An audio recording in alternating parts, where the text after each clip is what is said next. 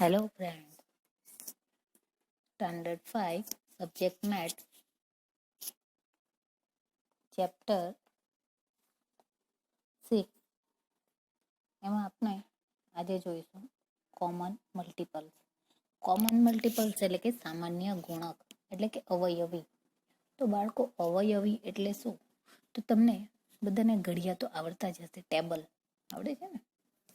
તો એમાં એ ઘડિયામાં જે આપણે પાછળની જે લાસ્ટ લાઈન બોલીએ છીએ ને આન્સર વાળી, જેમ કે 6 એકુ 6, તેમાં જે લાસ્ટમાં જે 6 આવે છે તે 6 દુ 12, તો 12, પછી 6 તાલી 18, તો એ 6, 12, 18 જે બધા છે તેને શું કહેવાશે? એના અવયવી કહેવાશે.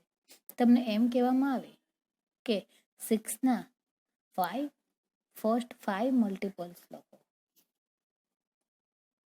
કોમન મલ્ટિપલ્સ લખો. તો તમે શું કરો?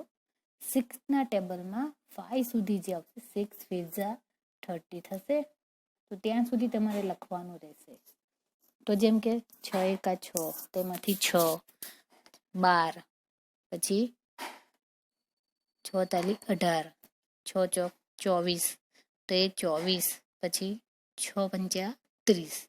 તો આમ 6, 12, 18, 24 અને 30. તો એ કહેવાશે 6ના ફર્સ્ટ 5 કોમન મલ્ટિપલ્સ. તો આજે આપણે જોઈશું થિંક ઓફ અ નંબર એટલે કે કોઈ એક સંખ્યા ધારો.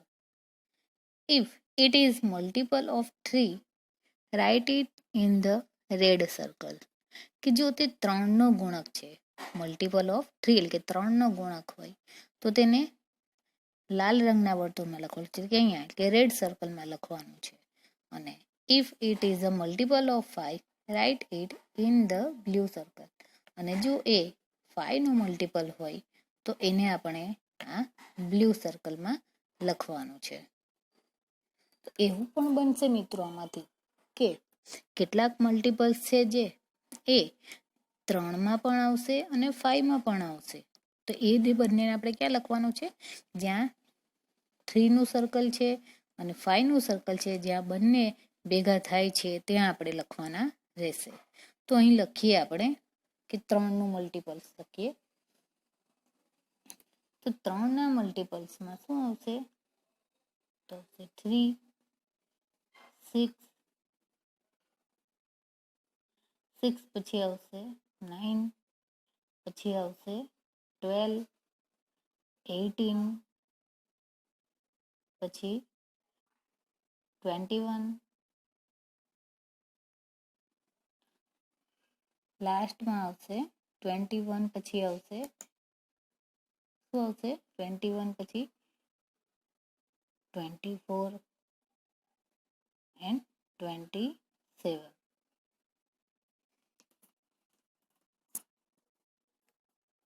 હવે જોઈશું 5ના મલ્ટિપલ્સમાં. તો 5ના મલ્ટિપલ્સ માટે આપણે જોઈશું તો 5ના મલ્ટિપલ્સમાં આવશે, ફર્સ્ટ આવશે 5 1 ઝા 5 એટલે કે 5, પછી 5 દુ 10, પછી 5 તેડી 15 આવશે 15, પછી 5 5 25, 5 ચોક 20 આવશે, પછી 5 5 25, પછી 5 છંગ 30. તો તમે બાળકો અહીં જોયું કે 30 એ 3ના મલ્ટિપલ્સમાં પણ આવે છે અને 5ના મલ્ટિપલ્સમાં પણ આવે છે. તો બંનેને આપણે ક્યાં લખી શકીએ? અહીંયા લખી શકીએ 30 વાળામાં, વચ્ચે જ્યાં બંનેમાં આવે છે ત્યાં. એટલે કે આ જે આટલો પાર્ટ છે, એ આપણે 3નો પણ ગણાશે અને 5નો પણ ગણાશે. તો બંનેમાં આવતા હોય એવા આપણે અહીં લખી શકીએ. તો એવી જ રીતે જે 15 આવે છે, 1 5 15, એ પણ બંને આવશે 3 પંચા 15 અને 5 તેડી 15. તે બંનેમાં આવશે 15, 30, પછી આવશે 25 આપણે લખ્યા. પછી આવશે 5ના ટેબલમાં 5 7 35, 5 8 40, 5 9 45. તો 45 એ 3 વડે પણ ભાગી શકાય. 45 એ 3નો પણ ગુણક છે અને 5નો પણ ગુણક છે. કેમ કે 15 તાલી 45 પણ થાય અને 9 પંચા 45 પણ થશે. માટે 45 પણ બંનેમાં આવશે. એટલે 45 આપણે અહીં લખી શકાશે અને આવશે 50 એ ફાઇનલમાં. તો સમજ પડી. તો આમાં જે આ 15, 30 અને 45 જે છે એ છે કોમન મલ્ટિપલ, એટલે કે સામાન્ય ગુણક. એટલે એને શું કહેવાશે? અવયવી. શું કહેવાશે? જે બંને ઘડિયામાં આવતા હોય તો એને શું કહેવાય? એના કોમન મલ્ટિપલ, કે સામાન્ય ગુણક, સરખા અવયવ. સમજ પડી ને? તો વેર ડુ આઈ રાઇટ 15? તો 15 આપણે ક્યાં લખી શકીશું? તો શું આવશે એનો આન્સર? અહીંયા વચ્ચેના ભાગમાં લખી શકાશે. It is a multiple of both 3 and 5. એટલે કે તે 3 અને 5 બંનેનું મલ્ટિપલ છે, બંનેનો ગુણક છે. માટે આપણે એને ક્યાં લખી શકીએ? જ્યાં બંને સર્કલનો જે ભાગ જે છે ભેગો થાય છે ત્યાં આપણે લખી શકીશું. તો સમજ પડી? કોમન મલ્ટિપલ એટલે શું?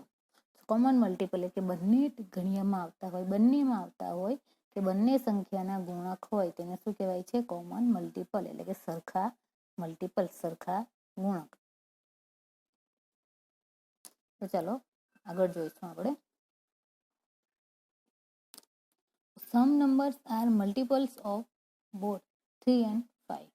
કે કેટલીક સંખ્યાઓ 3 અને 5 બંનેનો ગુણક છે. So we can say that they are common to both 3 and 5. તો કેટલીક સંખ્યાઓ 3 અને 5 બંનેનો ગુણક છે, તેથી આપણે તેને 3 અને 5 બંનેનો સામાન્ય ગુણક કહી શકીશું. Think if you write the multiples common to 3 and 5 in the purple part. તો આપણે જે 3 અને 5 બંનેના જે કોમન મલ્ટિપલ્સ હતા તે આપણે ક્યાં લખ્યા? અહીંયા જાંબલી રંગના ભાગમાં લખ્યા. બરાબર? અહીંયા જે પર્પલ કલરનો જે પાર્ટ છે એમાં આપણે લખ્યા. બરાબર ને? જે 3ના પણ ગુણક છે અને 5ના પણ ગુણક છે એને આપણે અહીંયા પર્પલ ભાગમાં લખેલા. Then will they still be in both the red and the blue circles? તો શું તે લાલ અને વાદળી બંને રંગના વર્તુળમાં પણ હશે? તો શું આવશે? હા, એ બંનેમાં પણ ગણાશે. Which is the smallest among these common multiples? કે આ સામાન્ય ગુણકમાં સૌથી નાનો ગુણક કયો છે? જે આપણે અહીંયા પર્પલ પાર્ટમાં લખેલા 3 કે 15, 30 અને 45. તેમાંથી સૌથી સ્મોલેસ્ટ કોમન, અહીંયા શું છે? Smallest among this common મલ્ટિપલ્સ. એટલે કે આજે આપણે અહીંયા 3 સરખા મલ્ટિપલ, એટલે કે કોમન મલ્ટિપલ લખેલા સામાન્ય ગુણક. તો એમાં સૌથી નાનો ગુણક કયો છે? તેમાં સૌથી નાનો ગુણક છે 15. કયો છે? તો અહીંયા આન્સરમાં આપણે શું લખીશું? 15. શું લખાશે? 15. અહીંયા લખાશે 15. પછી છે નેક્સ્ટ શું છે?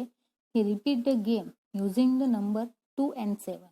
તો જેમ આપણે અહીંયા 3 and 5 થી આ સર્કલ બનાવ્યું એવી જ રીતે આપણે ફરીથી તે રમતનું પુનરાવર્તન કરવાનું છે, જેમાં આપણે 2 અને 7ના ગુણક લેવાના છે. તો 2 અને 7ના ગુણકમાં શું હશે? શું હશે 2 અને 7ના ગુણકમાં? તો write the common મલ્ટિપલ્સ of 2 and 7. કે 2 અને 7ના સામાન્ય ગુણકો અહીં આપણે લખવાના છે. તો એમાં 2ના ગુણકમાં કયા કયા આવશે? 2, 4, 6, 8, 10, 12, 14, 18, 20 એમાં આવશે. હવે 7ના ગુણકમાં તો 7નો એના માટે 7નો ઘડિયો આવડવો જોઈએ કે 7 એકા 7, 7 દુ 14, પછી 21, 28, 35, 42, 48, 56 તેમ ઘણા બધા આગળ આવી પણ શકે. હવે એમાંથી બેમાંથી જે સામાન્ય ગુણક છે એ આપણે લખવાના છે. બંનેમાંથી 2 અને 7માંથી સરખા અવયવ છે, સરખા ગુણક છે, કોમન મલ્ટિપલ છે, આપણે આ આન્સરમાં લખવાના છે. તો શું આવશે એમાં કોમન? જે બંનેમાં સરખા હોય અહીંયા લખવાના છે.